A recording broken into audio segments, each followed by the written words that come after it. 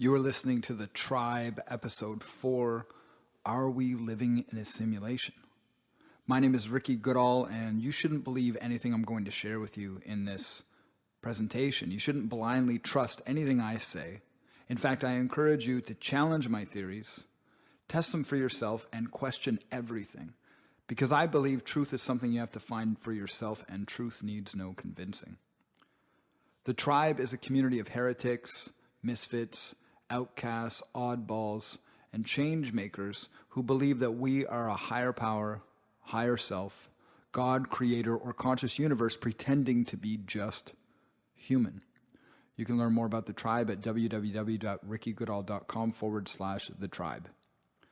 So what if we are living in a simulation? What if this world we're experiencing is more like a highly advanced video game or simulation designed to help our consciousness grow and evolve? Is it possible? Is there any way that we could be possibly living in a simulation? Is there any way that this reality we're experiencing isn't all that it seems? Elon Musk, founder of PayPal, SpaceX, and Tesla, said that there's a 1 in a billion chances we are not living in a simulation. Let me say that again. There's a 1 in a billion chances we're not living in a simulation. Think about that. 1 in a billion chances that we're not living in a simulation. This is one of the most brilliant men on the planet who's responsible for some of the most state-of-the-art advanced technology there is. And he says there's a 1 in a billion chances we're not living in a simulation. So we have to ask, well, is there any science to back this idea up? And I've been researching this topic for probably close to 8 years now, and I'm convinced that we're living in some kind of highly advanced video game-like simulation. And I've found a lot of perspectives to support that idea. So first, let's talk about science. In the 1800s, there was a quantum science theory proposed called the Copenhagen Interpretation. This is basically the foundation of quantum science. In the Copenhagen Interpretation, the suggestion is that reality is both a wave and a particle at the same time. So in other words, matter is both physical and non-physical at the same time. And you have to ask yourself, well, how is that possible? How can it be physical and non-physical at the same time? Well, the universe we live in is not the three-dimensional universe we think it is. It's quantum. It's multidimensional. It exists on many layers, many planes of reality. And what we experience in this physical dimension is just a small part of reality as a whole. Years later, there was an experiment called the Double Slit experiment. And by the way, I'm going to simplify these experiments, but I challenge you to go do your own research and find out what you can for yourself. In the Double Slit experiment, the suggestion was that matter, when observed, appears physical, but when not observed, it actually collapses into a state of pure probability, or collapses into a wave potential. So what that means is these researchers were firing particles through 2 slits in a piece of paper, and there was a film behind the paper that was measuring the particles when they were firing through the slits. And the researchers recognized that when they were watching the experiment, when there was a conscious observer, it appeared that the particles would fire through the slits and they would create a pattern in the back of the film, or the image that they were being fired on. But when there wasn't a conscious observer, when somebody wasn't actually watching the experiment, the particles no longer behaved like particles. They collapsed into a wave function and started behaving like energy. So they no longer behaved like physical matter. They instead started behaving like energy, like waves, and created a very different pattern. So this experiment suggests that physical reality behaves like it's physical when we're watching it, but when we're not watching it, or when there's not a conscious observer, reality collapses into a wave function, collapses into pure probability or energy. It's fascinating. Then we have the holographic principle, which is another quantum science theory that suggests that the entire universe is actually designed like a hologram. That when we really get down to it and we really look at matter and the fabric of reality way down deep into the fundamental level of it all, we recognize that reality doesn't actually behave like a physical reality whatsoever. It behaves like a hologram. That the entire fabric of reality, that everything we experience is actually non-physical. the chair you're sitting on, the room you might be in, the place that you're at in your life right now. None of that is actually physical. It just appears to be physical. Now, if you think about playing a virtual reality video game, or any video game for that matter, while you're playing the game looks pretty real. While you're experiencing it, you can get into the game and it seems very convincing, but you know that it's just a game. It's not real. The video game world was constructed so that you can play the game. There are certain rules, certain parameters, certain functions of the game to make it appear real, but in reality, it's not actually real. It's just a game. It's just an image. It's just an experience. Dr. J.B. Ryan was a parapsychologist in the 1930s, and he had a man come into his office and say, "I can control the roll of the dice with my mind." Dr. Ryan said, "Okay, well, you're going to have to prove that to me." And so the man rolled the dice could control the roll of the dice, or determine the roll of the dice rather, at a rate of 7% above random. Dr. J.B. Ryan wanted to test the experiment further and got the man to try the same experiment with random objects and even decaying radioactive matter, and the results were the same. The man could determine the outcome of the experiment at a rate of 7% above random. This is huge. This means that our intention can determine how physical reality behaves. Think about that. That's wild. We can actually determine how physical reality behaves based on how we want it to behave, based on how we intend for it to behave. So not only does physical reality only exist when we're observing it, but it also exists based on our intention for how it should exist. So our intentions, the energy we hold, or the decision we make about how reality is going to turn out actually does affect it at least a rate of 7% above random. We don't even know how trained this man was, or how much work he'd done on this kind of practice, or what his background was. We don't know anything like that. I mean, I've heard of shamans, medicine people, and yogis being able to perform real miracles. Real miracles. Have they been scientifically studied? I'm not sure. It's really hard to say with how information is handled in our world, or how it's been handled in our world up to this point. But I believe that there's a lot of evidence out there that suggests that this might be true.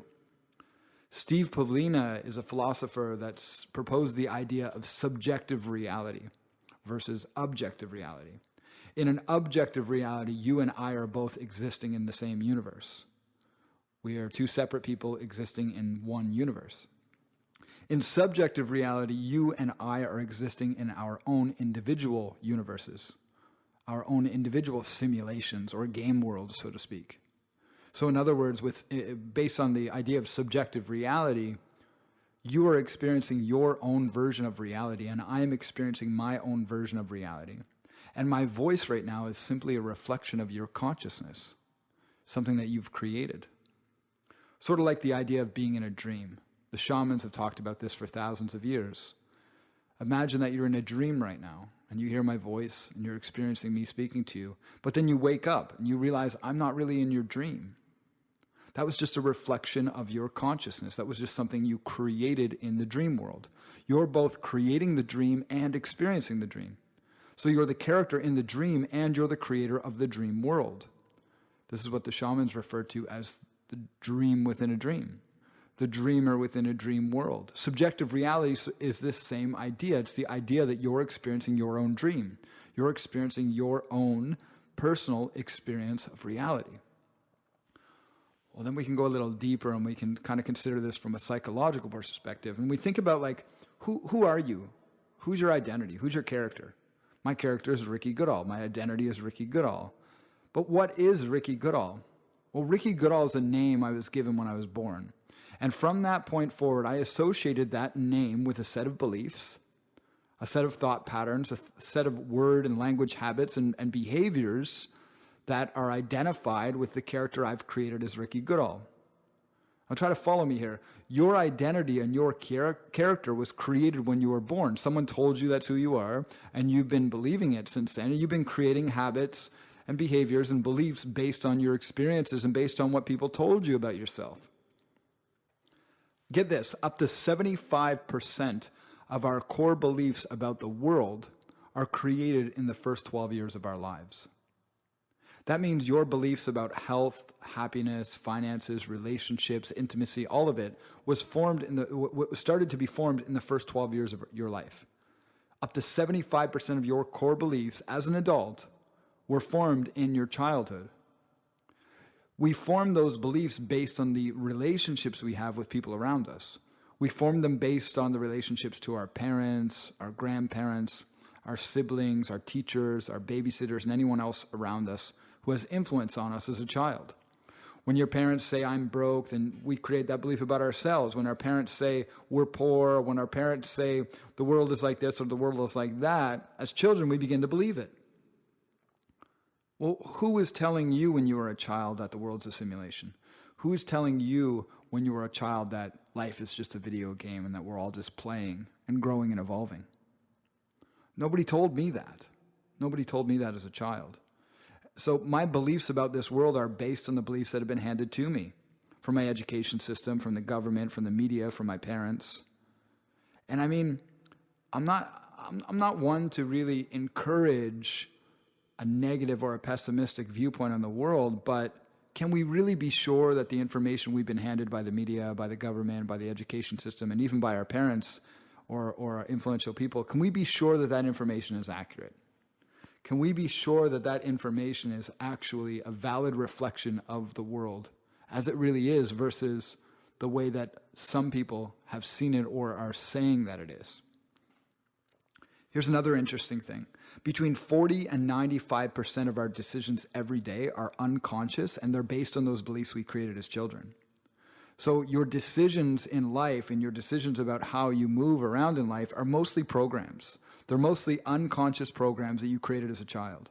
So the majority of your life and this experience that you're having is unconscious. Most of it's being created based on your unconscious programming you created as a child. Now, does that sound like a free-thinking human being, or does that sound like some kind of avatar, some kind of like super supercomputer that we're navigating around this earth with? And when you think about it, considering how many complex programs we have psychologically and biologically running in our body, it's not really that far out to think that maybe there's something more than we realize. Maybe the world that you're experiencing isn't actually the world as it is, but the world as you're creating it to be. Maybe those beliefs you created as a child, and maybe those unconscious habits you're participating in as an adult are what's creating the world around you. So we have to ask again, is there anything to support this idea? And actually, there are some ancient esoteric systems, esoteric sciences, or in other words, ancient sort of, I guess you could call them spiritual, although they don't necessarily use the word spiritual because they're kind of beyond spiritual. But there are ancient systems of wisdom that have been the foundation of and the inspiration for every religion on the planet today. And these ancient systems say that as within, so without. What you hold inside is what you create outside. That the world you're experiencing, the game world, so to speak, that you're experiencing, is a reflection of the world you're holding inside of you. So the game world you're experiencing outside is a reflection of the emotions and the energy, the thoughts, words, beliefs, habits that you're holding inside. Now that seems like a mind-bending idea, but it's supported by systems like Qabalah, by alchemy, by Gnosticism, by shamanism, and many others. In Qabalah and alchemy, the understanding is that you are the God, you are the creator of your reality, and the reality you're experiencing is a reflection of what's happening inside of you.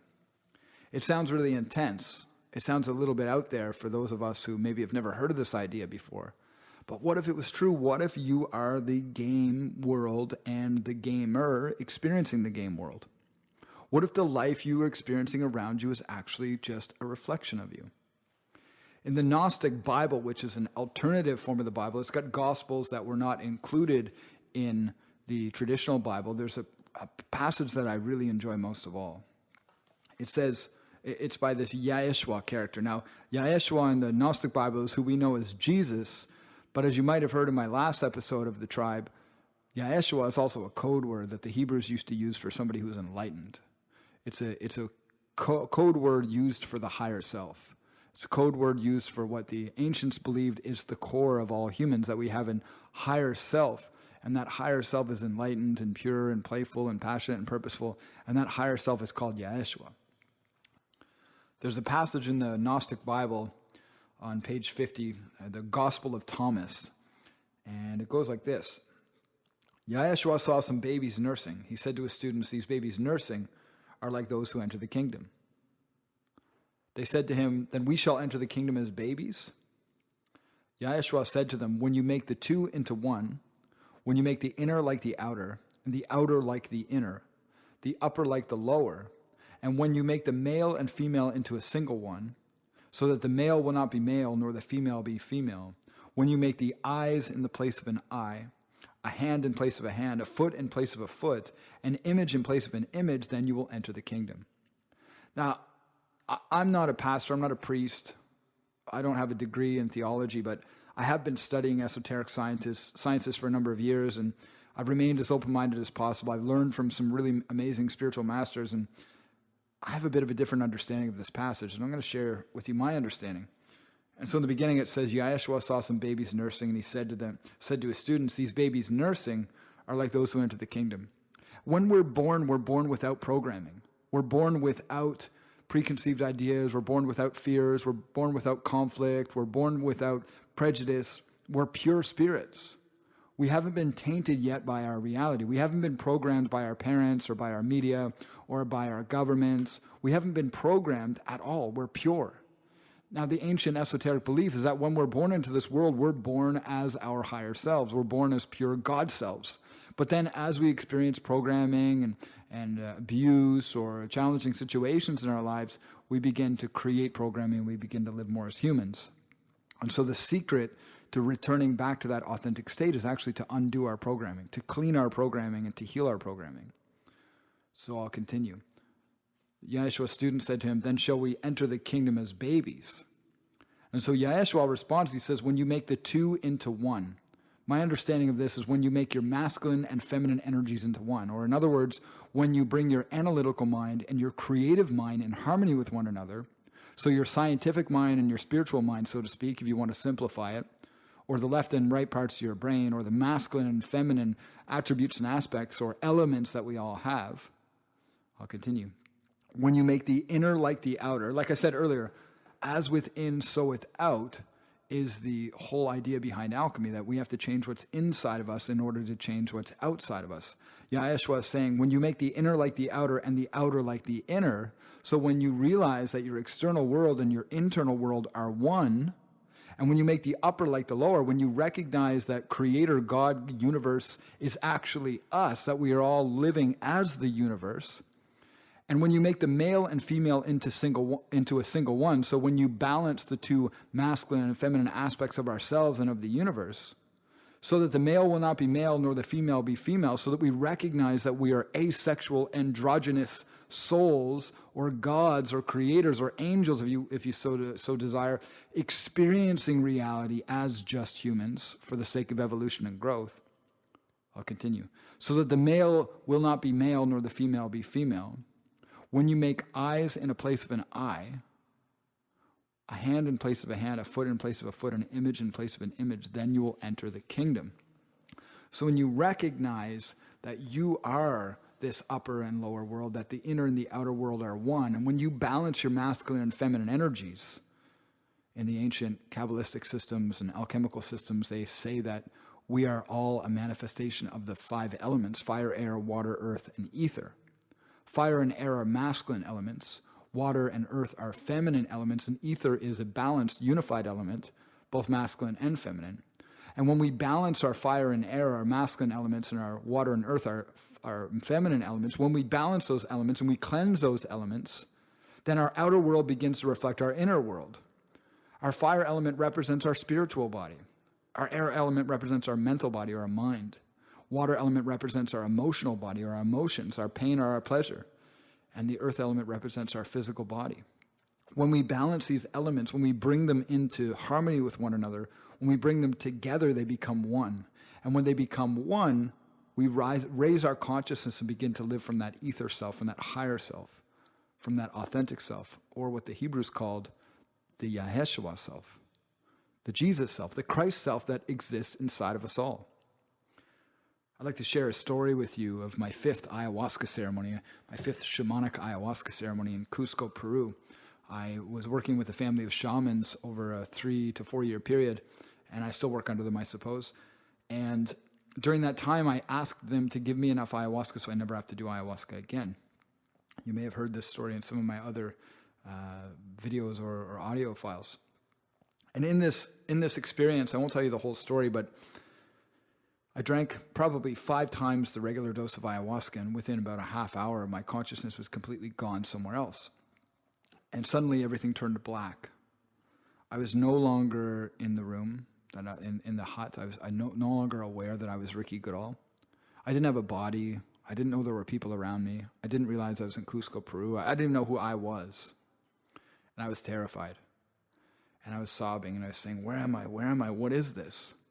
What is this? Where am I? I heard nothing. What am I? What am I? Where am I? What is this? Still nothing. Finally, a voice responds, and I realize it's Mother Ayahuasca, and she says, what's wrong? I said, what is this? Where am I? She says, what's wrong? I thought you wanted to know what it feels like to be the creator. I thought you wanted to know what it feels like to be God. So don't you realize at this level of your consciousness, you're all there is.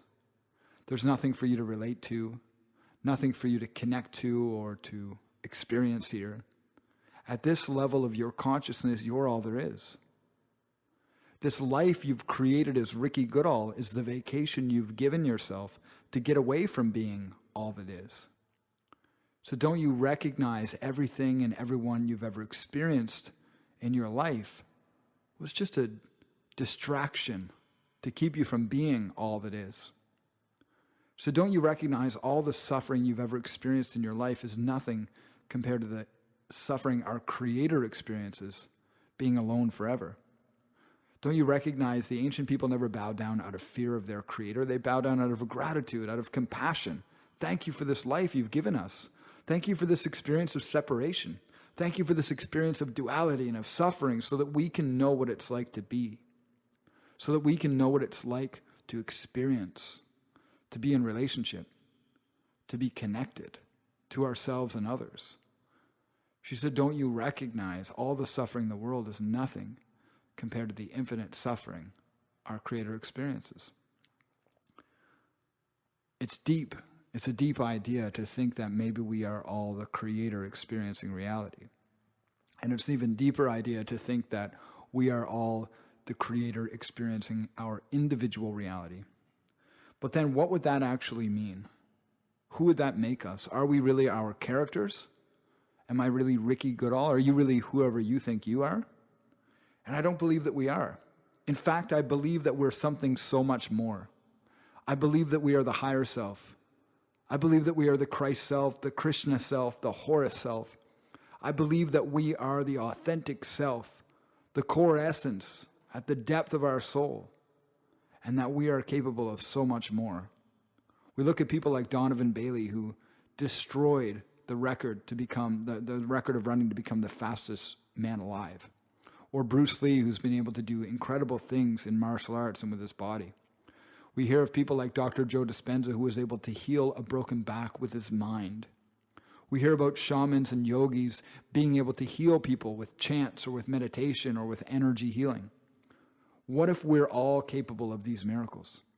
What if we're all capable of aligning with our highest self, with our truth, with who we really know ourselves to be, and then create a real paradise in our game world? What if the state of the world that we're living in right now is a reflection of the state of the world that we're carrying right now? What if the state of the world in our personal lives and our family and our circle of friends is actually a reflection of what we're carrying inside?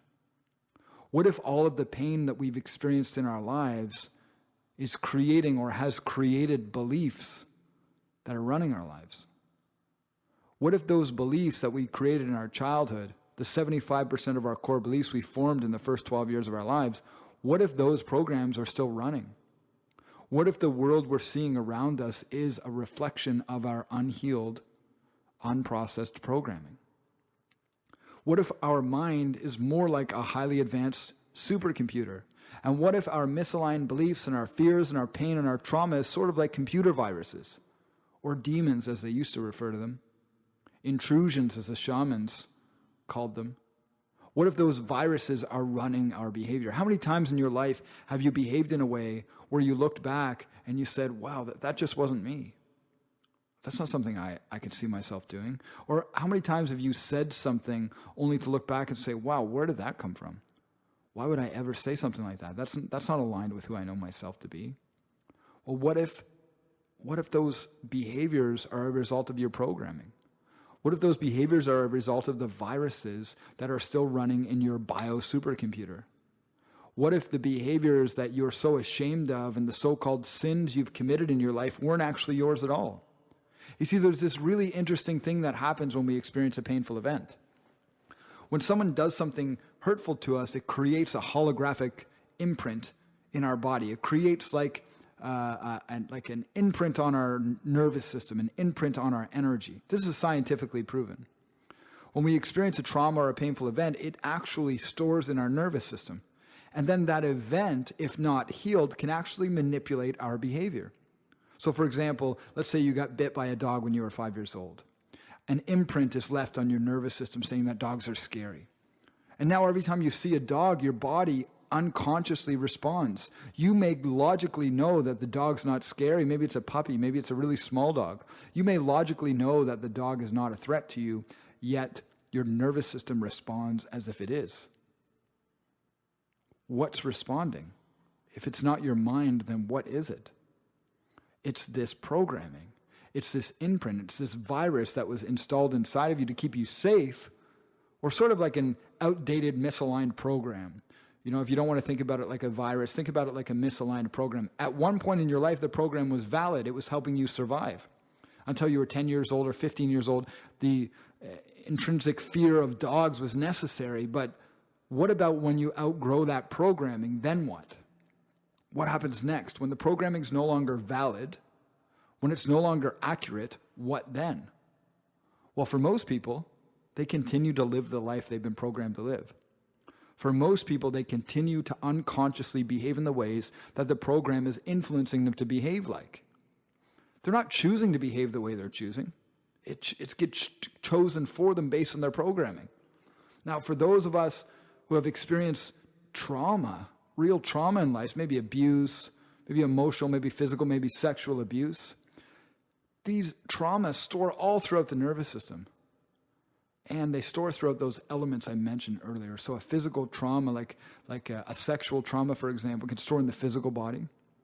It can store in the physical body in the form of tension, chronic pain, tightness.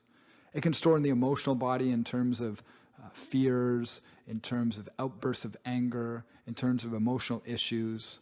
It can store in the mental body in terms of beliefs about ourselves, like that we're not good enough, that we don't deserve love, that people are always only going to hurt us. And it stores in our spiritual body by holding us back from taking action on the life that we actually desire. And so until we heal this programming, the simulation we experience becomes a result or a reflection of our programming, and the world we create becomes a reflection of the world we hold inside of us. What else is possible for us? What else can we do? Is there a place we can get to where we're not living in that programming? Is there a place we can get to where we're not a victim of our imprints, of our traumas, of our pain, of our past programming, of our childhood programming? And yes, there is a place we can get to. If you've ever been so in the flow that hours go by when you're working on a presentation, or maybe you're talking to friends, you don't realize how quickly the time goes by, or you're in the middle of something and you get so immersed in it that you don't even realize you haven't eaten all day long. This is called flow state. Most of us have heard of this.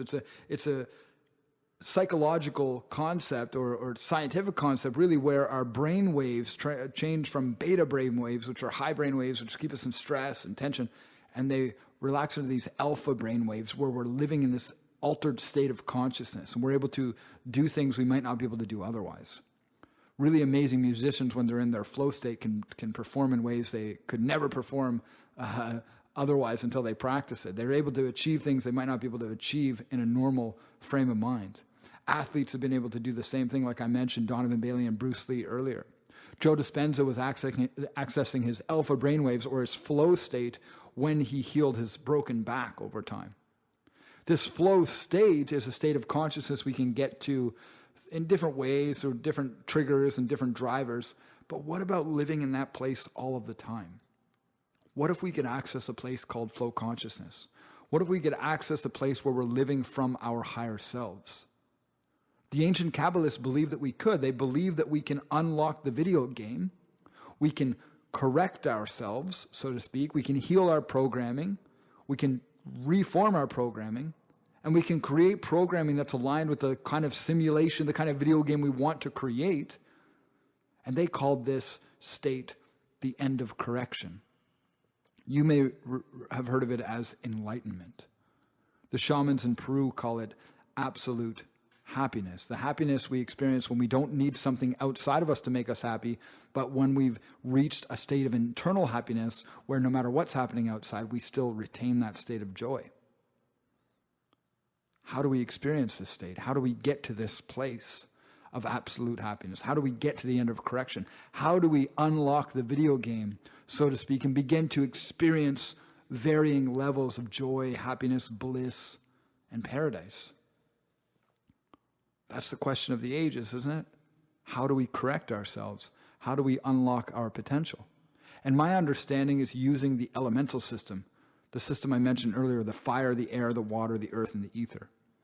And this system can help us completely understand how to unlock ourselves from this video game, how to unlock our potential, how to unlock our consciousness and connect to the true essence of what we are. We are not who we think we are. You are not who you think you are.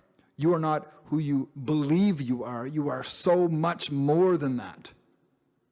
You are so much more than the programming, than the opinions and the beliefs, than the habits, than the mistakes, the shame, the guilt, and all of the chaos you might carry inside of you. Your sins are not your own. When we experience painful situations, it affects how we behave unconsciously. And all of the behavior that we hate about ourselves, that we can't seem to change, is programmed behavior. It came from our parents. It came from our grandparents. It's not genetic like we think it is. It's programmed. It's energetic. It's dimensional. It exists on a deeper level. And when we heal it, when we purge that pain from our emotional body, when we reform the beliefs in our mental body, when we release the tension in our physical body, and when we decide to use our will to cut through our obstacles and we heal our spiritual body, then we begin to exist from that ether element. We begin to exist from that higher consciousness, from that Yaheshua state, from that Krishna state, from that flow state forever. And we experience it at will. We all have this inside of us. We all have this potential inside of us. Are we living in a simulation? It's really hard to say, but there seems to be a lot of evidence to support that we are. And if we are living in a simulation, what does that mean? Does that mean that we're trapped? Does that mean that we can never get out? Does that mean that we are victims of our circumstances? I don't believe that it does. I believe that we're all here by choice. I believe that we're all here by our own choosing, and that we have the ability to raise our consciousness and disconnect from the narrative that seems to exist around us and create a narrative of our own. We can begin to create our experience of reality from the inside out. We can begin to choose the type of experience we have by changing the choices we make. We can delete and reprogram the beliefs and the thought patterns and the habits that are running our lives, and we can begin to live more consciously. We can choose our habits. We can choose our beliefs. We can let go of the programming that's been handed to us from our parents, from our grandparents, from our teachers, from our siblings and the other influential people, and we can become who we're meant to become. But it all starts with the choice to ask ourselves, what don't I know?